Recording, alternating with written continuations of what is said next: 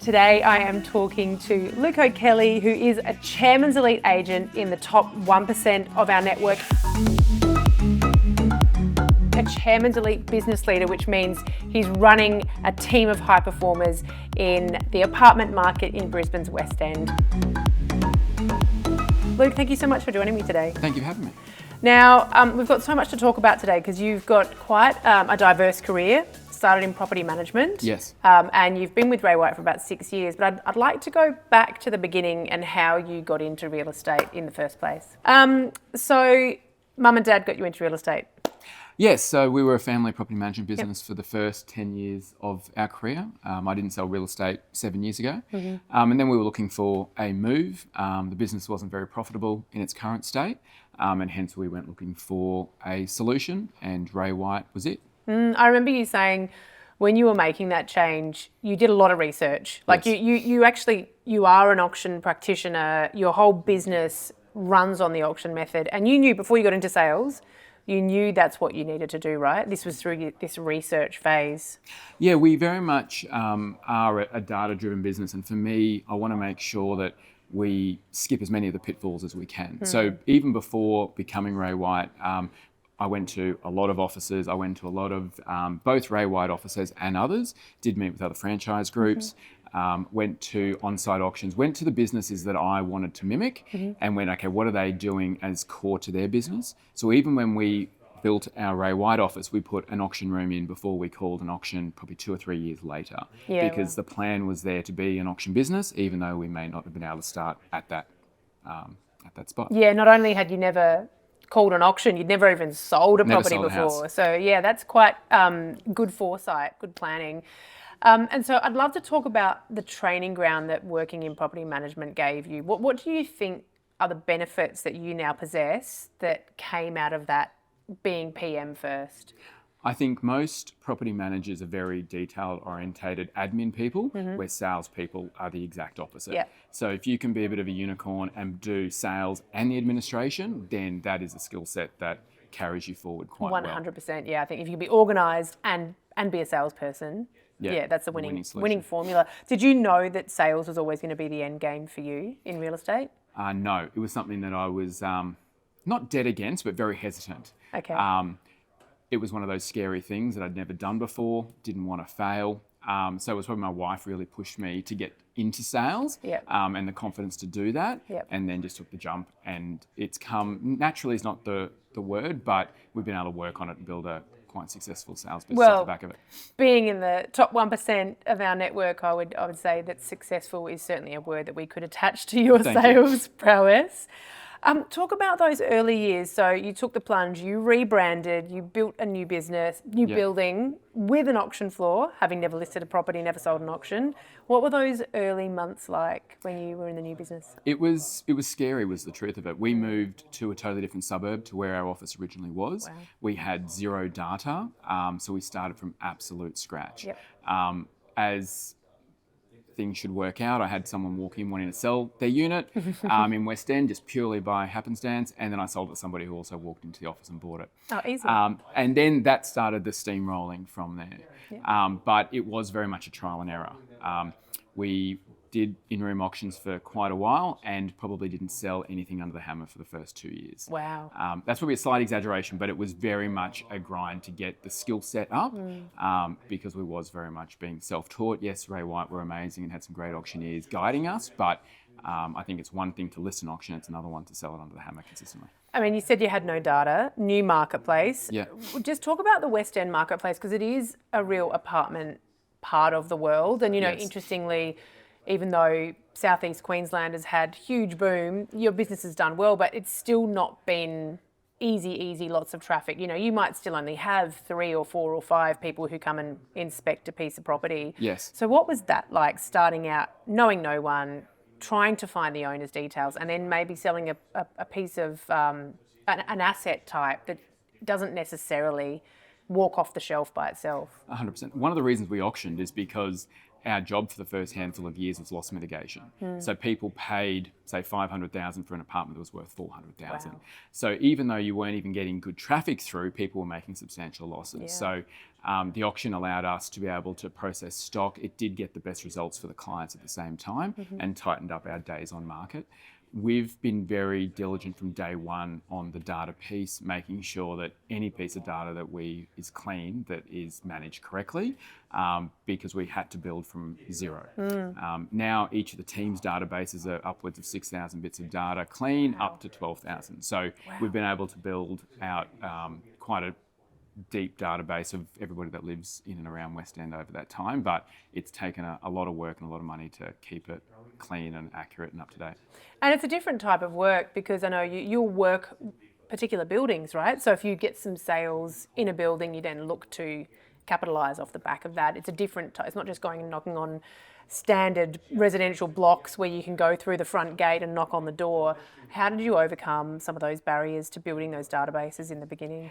So basically a building is like a street, but you don't have the privilege of door knocking. Yeah. So some absolutely outrageous ways of going and getting data that is probably not to be mentioned on camera. But for us, it was just making sure that every opportunity, every open home piece was searched, that everybody that we ever knew or met, we just started to build off the back of that. So there's no sort of magic to it. It's purely just making sure that we're being very thorough in our approach, and that if we did list in a building, that everybody in the building knew by either direct mail, dropping their letterbox, if we did have their details, phone call in them. So instead of doing a magic 50, it would be the building, and quite often that can be a couple of hundred. So you can get traction quite quickly. But in saying that, a lot of people had failed previously coming into West End because it is a very tough market. There were a couple of big players that had been there for 20 years prior to us. So we just needed to make sure that we played a better game than everybody else in the market to build some market share quickly. Going into it, did you know it was going to be that tough? Tony, who recruited us across, made it pretty clear that it was not going to be easy. With our rent roll, that was part of the plan, is to be able to support us through this growth, knowing that at least we could keep the doors open and the mouths fed. Until we built the business that we wanted to build in that area. So we knew it was going to be a bit of a grind. It was never going to be a simple move. But in hindsight, it's the best thing that we've done. Yeah, wow. I'd like to talk a bit more about your data. You do have in the business now, it's a bigger business. Obviously, you've got a number of chairman's elite agents, top performers in your business. And you have created that calling culture, which is a really tough thing to do. You know, everyone talks about it, but not everyone can achieve it. That obviously started with you. Yeah, I think for me, the only way I know how to lead is by doing. So I can do the property management, I do the sales, I can take the bins out and everything in between. So I'm probably a lot tougher on myself and my team than anybody else. So we're very much an auction business. We don't list private treaty. If we do, it's very, very rare. So we've got a 90% internal auction share, which we're very proud of. And the boys have been able to leverage that auction method to be able to build their businesses. But then off the back of the calls, it's the same thing, is that because we can't door knock, we don't have any other option other than to call. So it's just been something that's been foundational to the way that we communicate, is that we've got very few options. So really the only option is to get on the phone and make contact. And like I've heard you talk about, you're actually quite a courageous recruiter. You'll continue to bring rookies into the business, and I think you believe that really you don't know if anyone's going to be good at this business until you give them a shot. 100%, yeah. So I'd love for you to talk about, if I was to knock on your door and new to the industry and looking for a job, what does that process look like, and what are the early days working in Ray White West End? How does that look? It's very much a prospecting culture as soon as you come into the business. So all the sales associates and even the salespeople are doing an average of 100 plus calls a day. So regardless if you're a salesperson or a sales associate, it's not quite the expectation, but it's ultimately what the outcome is, because there's not a lot of else to do. If you're a sales associate or new into the business, prospecting is core. So that's very much what is done day to day, is that outbound call communication. From the moment that you walk in at 9 o'clock until 3 o'clock or whenever you finish the day, that is really what you do. And just building relationships with the marketplace and then nurturing your data over an extended period of time. So, do you think people, they have that prospecting muscle just innately in them, or it's something that can be taught? How long do you give people to kind of build their confidence and skills in that arena? I think it becomes very real very quickly. Yep. So we've had people that have lasted till lunchtime and then just not come back from lunch, right? Okay. Because they realise that it's just not for them. Yeah. And then others just take it and run and just know that's exactly what is going to happen. Yep. We say in interviews what the job role is, and it is a lot of prospecting, but until you actually have to get on the phone, that's a totally different thing. Yep. And some people will take it on and just become comfortable with it. It's never something you overly enjoy, but you become more comfortable with it, and then as a result, that becomes just daily practice. Yeah, wow. And now everyone who works in the business just carries that culture for you, because it's what everyone's doing. And so if you're not on board with it, you're just not going to stick around. Yeah, and we don't take a stick approach to this. It is very much that the whole business calls, and we are a bullpen, so you can't hide. You're not sitting in an office pretending to make phone calls. If you aren't making the phone calls, and it stands out, and that energy drops. So it is something that the business has just built over time, is that calling culture. That just everybody does it. And if you're not, it sort of stands out. Yep. And then as a result, you have a tendency to filter out of the business over time. Yep. I'd love to talk about, you've talked about auctions a few times. It's obviously fundamental to your business. And you've mentioned it's obviously selling sometimes for customers who are taking a loss, which is tough. Lots of choice in that market. You made a comment before that it was 2 years after building the office before you actually started calling auctions. What was the catalyst for you? When did you make that decision and say, okay, we're going to have to do this? I don't know what the trigger point was. I know that I was very fortunate that the first auction that we listed, we sold under the hammer. It was an on-site auction. I did all the basics. I door knocked the neighbours, made sure that it was a perfect campaign. And the person that bought it walked off the street and only saw it at the moment of the auction. Wow. And when we were paused negotiating, walked in and then placed a bid. Wow. So that sort of, I was very lucky that my first auction was like the dream sort of scenario to get that rolling. And then the auctioneer for corporate at the time very much encouraged our in-room auctions. So we were doing Fridays in at corporate, and it was a bit ad hoc. And then Mitch brought it to weekly in office, and it just naturally built. So sometimes we'd have one, sometimes we'd have none, sometimes we'd have a couple, but we always turned up at 11 o'clock at Thursday being auction ready. Our market is not an auction market. So no one did auctions before us. Nobody else does it still. So it's not something that comes natural to our market, but we have been able to set ourselves apart and have a point of difference. Instead of just purely competing on commission or marketing, we have a process that's different to the rest of the market. And that takes a bit of courage sometimes, because if you call me, you're going to be auctioning. It's not something that is really optional. For me, I don't want to go down a second best sales option and get the client a second best result. So I'm hoping that my love of it and belief in it carries through to the client, that ultimately goes, yes, we should auction. It is, any agent who's done what you've done, taking on a market that's not an auction market, a piece of stock that's not traditionally an auction piece of stock, if there is such a thing. You're doing auctions on a Thursday morning.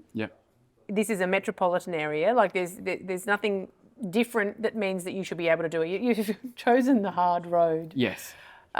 What were I know there's some things I can suggest. You got a lot of first home buyers. We can't bid at auction because we're using the bank. The vendors, why would we do auction? Your competitors are not recommending it. Which were the battles that you had to win first, and how did you overcome them?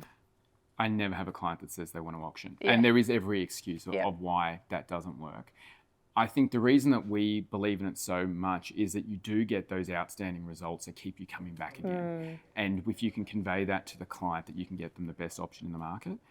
With regards to, I always say the auction's not about you or your property. It's about the buyer and causing the urgency to get them to pay a little bit more. So in our market, our average sale price is about $800,000, but I sell a lot of one-bedroom apartments all the way up. So we are dealing with entry-level buyers, people that haven't bought before, that aren't confident in bidding at auction. So very much our process is around giving the buyers the confidence to bid and buy, removing every obstacle that we can. So we do have an internal loan broker, but also we need to do a lot of buyer management to give them the confidence to bid and buy on the day. Yeah, and that's one of the things, right? Maybe your competitors don't want to do that work with the buyers, or they don't know how to, because there's some certain hurdles that you have to overcome. Now I'm sure it's a point of advantage for you. I'm sure yours and your team members' clients come to you because you auction and the other guys don't. Is that something that you found the market's turning a bit? It's a little bit warmer. It's definitely not hot. Yeah. It's still an obstacle to every listing presentation. Wow. So we've now got case studies and built some credibility, but it's very rare that a client says they want to auction. So I only literally had a listing the other day where the woman said, "Do not come out if you're speaking auction." I obviously don't argue there on the phone. Yeah. Get there, you get full comm, you got the auction, and you get your marketing. Wow. But it's just about the way that you deliver it, providing them with all the reasons to do it instead of not doing it. Because a lot of the fear around auction is it costs too much, it excludes buyers, it's more stress. None of those things are true. It's exactly the same cost to auction a property, not auction a property. And all those roadblocks we can remove, because a lot of it is perceived reasons of why we don't auction. But when you actually listen to the stats, then there is some logic to it. In-room auctions 11 o'clock on a Thursday. Talk to me about why you've made that decision. It purely came down to the auctioneer's availability. Okay. Is the truth of it. And we've been doing it for 5 years straight, and we get a room full of people. Wow. Sometimes we have only one or two in the room, and we do have buyers on the phone on the end of a video link. We provide every option. But for us, it was just something that the auctioneer was available, and that's what stuck. We did an on-site auction recently where the client insisted on it. It was a very hot day. There was a dog barking next door. The auctioneer lost his call as a result of that, and the property didn't sell. Wow. And after that, you go, I don't know why we do this. Yeah. Stick to what we know, control the controllables, and give yourself every opportunity to make sure it gets sold on sale day. Amazing. And then, one of the balances to that, something I've heard you talk about in the past, is you do actually have quite a measured perspective in terms of the hours that people put into this job. You obviously work hard, so people are doing 100 calls a day. So they are doing what is required. Yeah. But then on the flip side, you let your associates finish pretty early. At 3 o'clock. Yeah, 3 o'clock. So for me, it's about working and taking it as a serious job. I think a lot of real estate agents use it as a part-time gig or something where they come and go. So for us, everyone rocks up at the office at 8:30. Sales associates finish at 3. Obviously, salespeople stay on and do what they need to do, but the sales associates are making calls from 8:30 to 3 o'clock. On a Wednesday, they help out at opens, and Saturday's the same. And because we sell Thursday 11 o'clock, 80% of the time, we're not doing after-hours work. We're not running around. We're not having to worry about finance terms, building and pests, and all that work that generates. So when you see agents working at 11 o'clock at night, for us, it's a bit of a joke to go, that's just not necessary. We've got 3 chairmen in our business, and everybody works, but not to silly hours. Yeah. Because we want to work smarter and take it as a serious job, a professional job, instead of something that is a part-time gig.